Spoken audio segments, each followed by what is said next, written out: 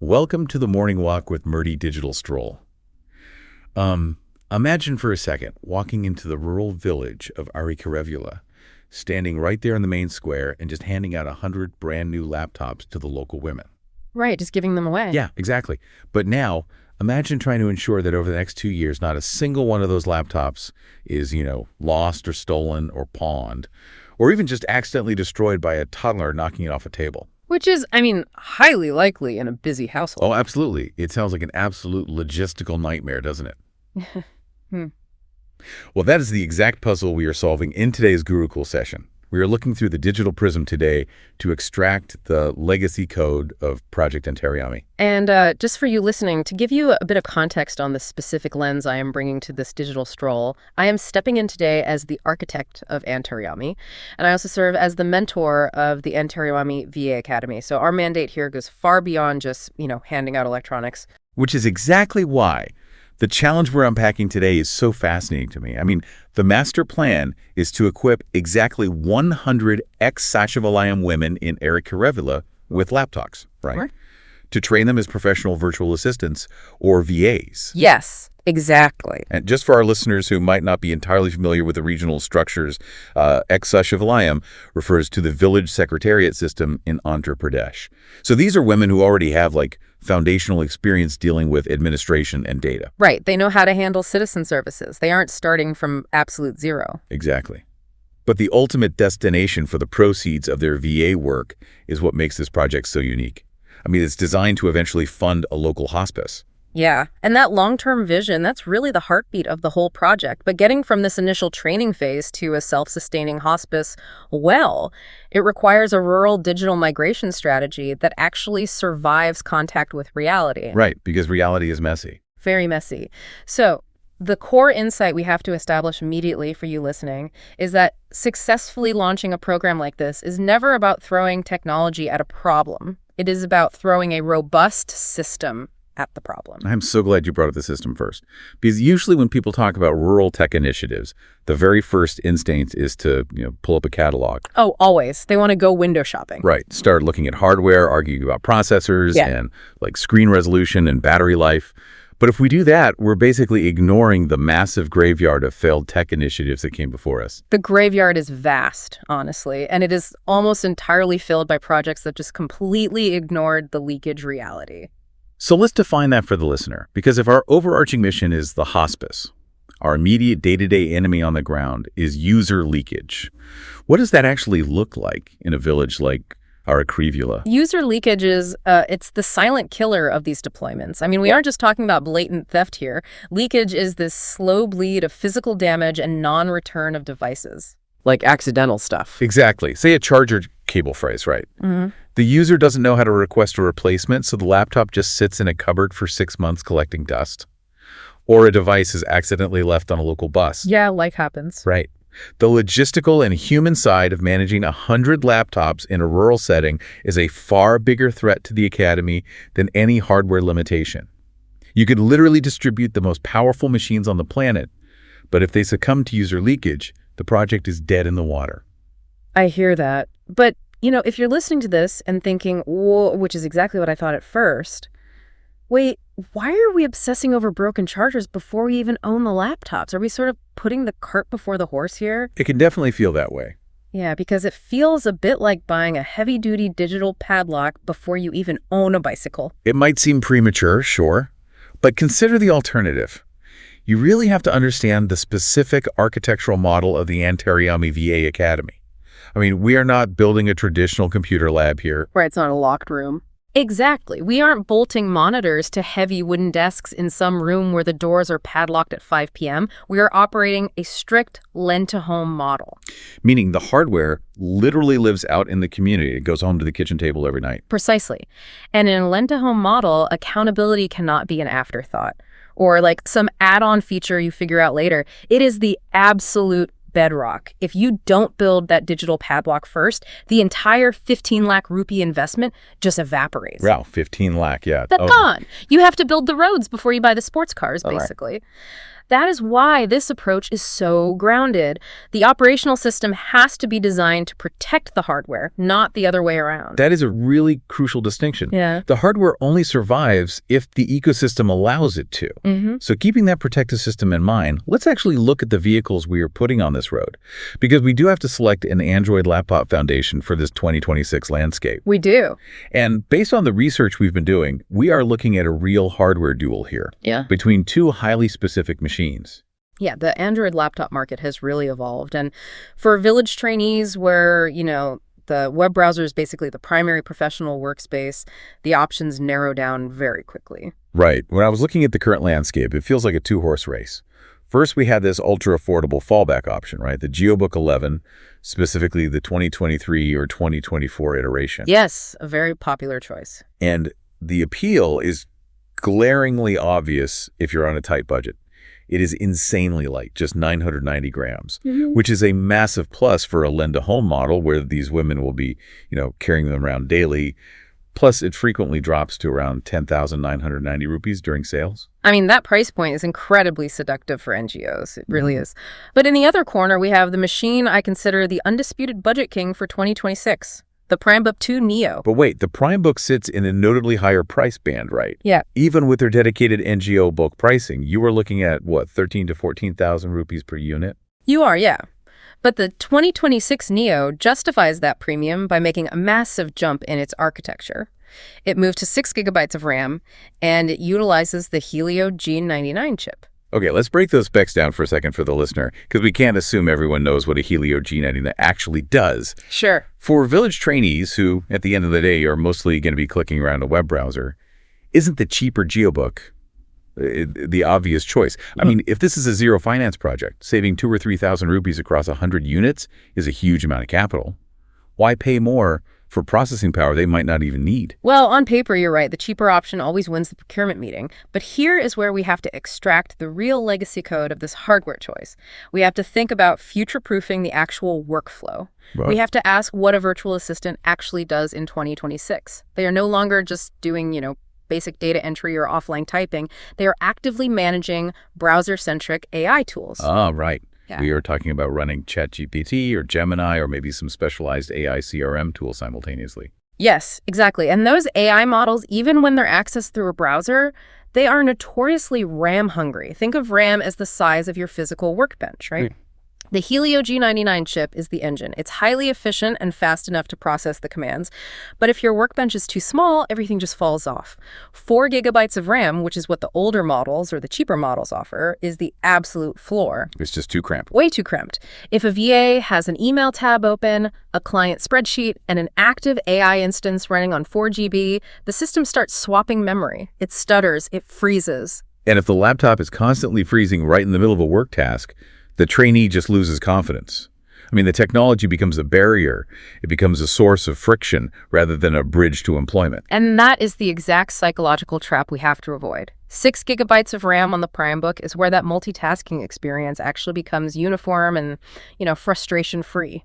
Okay, so the hardware muscle makes complete sense. But what about the software environment? Because Android can be heavily customized by whoever manufactures it, right? Yeah, and that brings us to the second fatal flaw of the cheaper option. GOS is notoriously locked down. It is a highly controlled, walled garden ecosystem. It's designed mostly for media consumption and basic education. But why does a walled garden matter if they're just using the browser anyway? Because professional VAs often need to step outside the browser. Clients frequently require their VAs to use VDI tools. Oh, virtual desktop infrastructure. Exactly. Essentially, this is a secure digital tunnel that allows the VA to log directly into a client's server in another country. If you are operating on GOS, you might find yourself completely restricted from installing those third-party enterprise-grade VDI tools. Oh, wow. Yeah. You cannot train women to be professional global VAs on an operating system that fundamentally blocks them from installing the tools their future employers are going to demand. That is a massive operational bottleneck. I mean, you'd basically be training them for jobs they technically couldn't even execute on the hardware you provided. Precisely. And there is one more critical layer here, which is vendor synergy. Primebook maintains a dedicated NGO and bulk desk. They actually understand the rural empowerment ecosystem. Unlike a massive telecom company. Right. When you are buying 100 laptops for a village initiative, you will inevitably have unique warranty claims, deployment questions, support needs. Jio is a massive consumer-focused corporate machine. You need a vendor who acts like a strategic partner, not just an automated checkout cart. That's a really compelling case. The Primebook 2 Neo is clearly the superior vehicle for this specific road. So let's pivot back to the road itself, that leakage problem we opened with. We have identified the hardware. Now, how does the Antaryami VA Academy physically and digitally secure these assets in Erika-Revula? How do we bulletproof this lend-to-home system? The Gurukul system here relies on three very deliberate pillars. The first pillar is what we call digital locks, and this is implemented through MDM, or mobile device management, directly integrated into the Primebooks. Okay, so we are moving way beyond a simple paper sign-out register. But how does MDM actually function in a village where, honestly, Wi-Fi might be incredibly spotty? Well, a paper register relies entirely on human compliance, which we know fails, but MDM allows the Academy to utilize geofencing. We literally draw a digital GPS boundary around the village of Erika-Revula. The software on the laptop periodically checks its location. Wait, if they take the laptop out of the village, say to a relative's house, or if they drop out of the program and just refuse to return the machine, how does the laptop know to lock itself if it's disconnected from the internet? And that is the beauty of modern MDM policies. The security protocol is downloaded directly to the device's core system. If it fails to check in with the central server for a predetermined amount of time, or if the internal GPS registers that it has crossed that geofence boundary, the pre-downloaded policy executes automatically. No internet required. Exactly. It locks the machine at the BIOS level. It doesn't need active Wi-Fi to lock. It needs Wi-Fi to prove it shouldn't lock.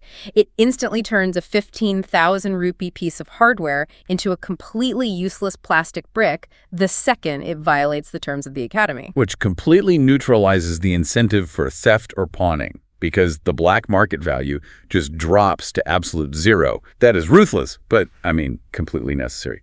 Okay. What is the second pillar? The second pillar addresses cognitive friction. We call it localized training. Now, globally, a platform like typing.com is basically considered the browser standard for learning keyboard skills. But we have to ruthlessly examine the demographic we are serving here. Right. We are training rural women who are infinitely more comfortable operating in Telugu. English is likely a secondary or even tertiary language for them. So if you force them onto an English-only typing platform, they are simultaneously trying to memorize the QWERTY keyboard layout while mentally translating the instructions in real time. The cognitive load would just be overwhelming. Exactly the issue. It's too much. So instead of forcing adaptation, we look to the Android Play Store and implement an app called Typing Master India for their offline practice. And why that specific app? Because its critical feature is native support for 10 Indian languages. It allows a trainee to build her muscle memory, her keyboard confidence, entirely in her native tongue. Oh, that's brilliant. Yeah, removing that massive initial friction point, the language barrier, it accelerates their technical adoption exponentially. We adapt the tool to the user, not the other way around. That is such a subtle but vital insight for digital migration. So we have digital locks ensuring the machines don't leave, and localized training ensuring the women actually want to use them in the first place. What is the third pillar? Community ownership. And this comes down to something as seemingly mundane as asset tagging. Asset tagging. Like, I assume you mean slapping a standard barcode and a serial number on the bottom of the laptop. No. We make it highly visible and highly interactive. We place a prominent customized QR code right on the external lid of the laptop. That's interesting. But does a QR code really stop someone from pocketing a device they just find sitting on a bench? It changes the social dynamic. The QR code basically acts as a digital village crier. How so? Well, let's say a trainee is studying at the local tea shop, gets distracted, and accidentally leaves the Primebook behind. Anyone in the village with a smartphone can walk up, scan that highly visible QR code, and their phone will immediately display a localized message. Saying what? It says, "Property of Antaryami VA Academy reward for return," along with a local contact number. Oh, I see the psychology here. Yeah. You are betting that the promise of a localized reward, combined with the fact that the machine will inevitably brick itself anyway due to the NDM. Exactly. It makes returning it the most logical and profitable choice for whoever finds it. Precisely. You don't need to hire a dedicated IT security team when you have an entire village deputized to look out for the assets. By making the laptops easily identifiable and offering a clear, frictionless reward path, you literally turn the local community into your IT department. Yeah, the tea shop owner inherently becomes a custodian of the hardware. Okay, so the system is built. The hardware is chosen. The village is deputized. But we do have to address the massive elephant in the room that we've sort of been dancing around this whole session. You are referring to the 15 lakh rupee elephant. I am. We keep mentioning to the listener that this is a zero finance project. How does a zero finance initiative actually acquire 100 Primebook 2 Neos? Because, as great as this is, brilliant systems don't just spontaneously generate capital. No, they don't. And this is where we extract the ultimate legacy code of the project. There is a massive, incredibly well-funded opportunity currently active right in the region, specifically in the Tatakonda Mandal of Guntur. It is a pilot scheme operating under the banner of Computer Didi Kadukan. I've heard murmurs about this. Yeah. What exactly are the mechanics of the Computer Didi program? It is a powerhouse multi-agency collaboration. You have the Ministry of Rural Development, the MoRD, partnering with YuWaah India and the Be Able Foundation. Their explicit funded mandate is to take rural self-help group and Dwakara women and transition them into digital entrepreneurs. Right. And for those listening outside the region, Dwakara stands for Development of Women and Children in Rural Areas. Mm-hmm. These are incredibly resilient, established microfinance networks of women. They already have community trust, they have financial history, which, happens to be the exact same demographic profile as the ex-Sachivalayam women the Antaryami Academy is targeting. It is a flawless one-to-one demographic match. In fact, they recently held a major hardware distribution ceremony right there in Guntur. So the strategic maneuver for the Antaryami VA Academy completely shifts here. Instead of trying to aggressively fundraise 15 lakh rupees to buy laptops from scratch. Which takes forever. Right. The Academy must pivot and pitch BABLE, or the APS-SCC, that's the Andhra Pradesh State Skill Development Corporation. Pitch them to become what, like an official training hub for their hardware? Exactly. Look at it from the government's perspective. Why do these massive rural tech distributions usually fail? Leakage. Exactly. Because they hand out hardware, take a press photo, and walk away. There is no mentorship, no MDM, no system. The Antaryami Academy approaches them and says, look, you have the hardware distribution mandate and the budget, but you desperately need structured, proven mentorship to ensure these women actually generate income and succeed. Right. We have the mentorship, we have 100 vetted women, and we have a bulletproof Gurukul system ready to deploy. They provide the Primebooks, the Academy provides the human capital and the legacy builder expertise. It's the ultimate symbiotic pitch. I mean, it completely eliminates the capital expenditure roadblock. You aren't asking for money to buy laptops. You are offering a turnkey success metric to a government initiative that already possesses the hardware but lacks the operational software of, human mentorship. Exactly. And if we pull back and look at the macro timeline here, this initial pitch sets up the Academy for an even larger, more lucrative long-term play. You are looking ahead to the Reliance Foundation. I am. Specifically, the Reliance Foundation's ESA grants targeting 2026. Because by establishing this initial successful partnership with MoRD and BABLE, the Academy doesn't just get off the ground, it builds a highly auditable institutional track record. And those ESA grants heavily favor legacy projects. They absolutely do. Think about the narrative for a second.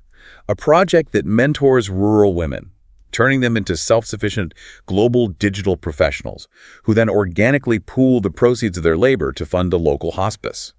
That is the exact kind of multi-layered, community-uplifting, scalable legacy project that major corporate social responsibility boards dream of funding. It truly is CSR gold. It transitions the Antaryami VA Academy from a localized zero-finance struggle into a fully funded, highly scalable blueprint for rural digital empowerment. It's remarkable. All right. So, to synthesize the legacy code we've extracted through the Digital Prism today for you listening, true digital migration isn't just about buying the cheapest tech you can find in a catalog. It is about marrying the correct, future-proof specifications, like recognizing that 6 GB of RAM is just non-negotiable for modern browser AI tools with intelligent, community-driven accountability. Right. It's about understanding how MDM and localized Telugu software protect and empower the user, and then leveraging smart existing partnerships like the Computer Didi program to bridge the financial gap. It really is a masterclass in prioritizing systemic architecture over simple tech deployment. And as we conclude this Gurukul session today, I want to leave our listeners with a final thought to sort of mull over. Please do. We constantly discuss the digital divide as if it is merely a lack of silicon chips and fiber optic cables in rural areas. But what if the real divide is actually a lack of localized trust systems?